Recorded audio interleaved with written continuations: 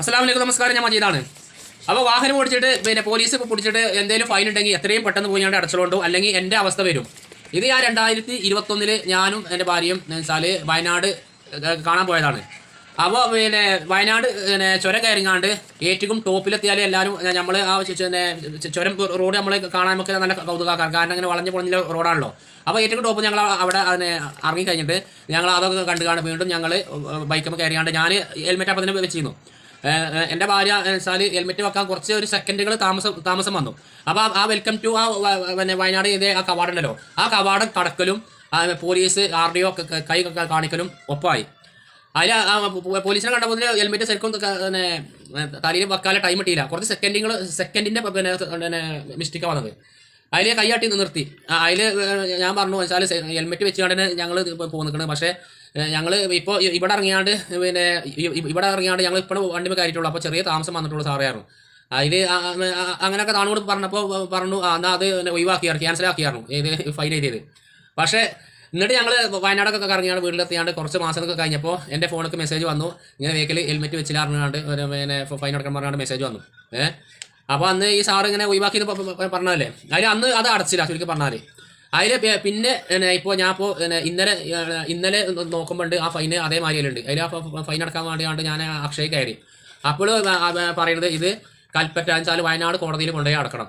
എന്നുവെച്ചാൽ ജസ്റ്റ് ഒരു സെക്കൻഡിൻ്റെ വ്യത്യാസത്തിലാണ് ഹെൽമെറ്റ് വെക്കാൻ താമസം വന്നതിനാണ് ഈ ഫൈന് വെച്ചാൽ 500 രൂപ വന്നിക്കുന്നത്. ഇതിപ്പോൾ അത് മാത്രമല്ല, ഇത് ഇനി വയനാട് കൊണ്ടുപോയി കോടതിയിൽ അടക്കുക വെച്ചാൽ 2000 റുപ്യേൻ്റെ മേർക്ക് ചിലവാണ്.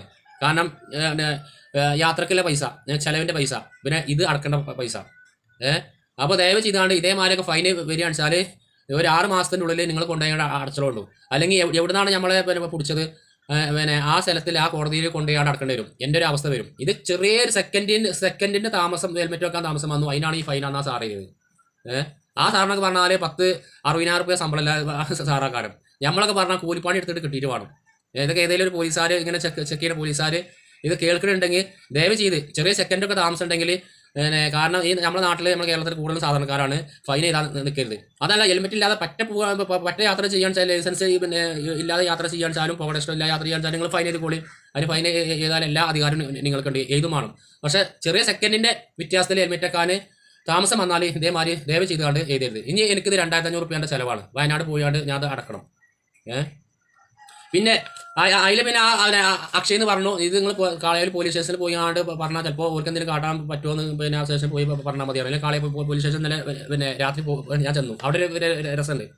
അതിൽ ഞാൻ പണിയറിയാണ്ട് ആ കുഴങ്ങി ക്ഷീണിച്ചാണ്ടാണ് ഞാൻ ചെല്ലുന്നത്. അതിൽ അവിടെ ഒരു മെയിൻ പോലീസുകാരുണ്ട്. അതിൽ ആ പോലീസുകാരൻ എനിക്ക് കസാര കിട്ടുന്നതെന്ന് വെച്ചാൽ നല്ലൊരു പോലീസുകാരാണ്.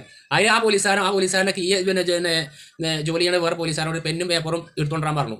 എന്നുവെച്ചാൽ ഇങ്ങനെ സംഭവം ചെയ്താണ്. എന്താ വീക്ക് കൂട്ടുകാരനാണ് ഇതാണ്. ഇത് ഇനി അക്ഷയ കയറിയാണ്ട് അവിടുന്ന് പിന്നെ ഓലോട് പറഞ്ഞാൽ ചിലപ്പോൾ ശരിയാകും, അല്ലെങ്കിൽ പിന്നെ വയനാട് പിന്നെ കോടതി തന്നെ കൊണ്ടു നടക്കണം.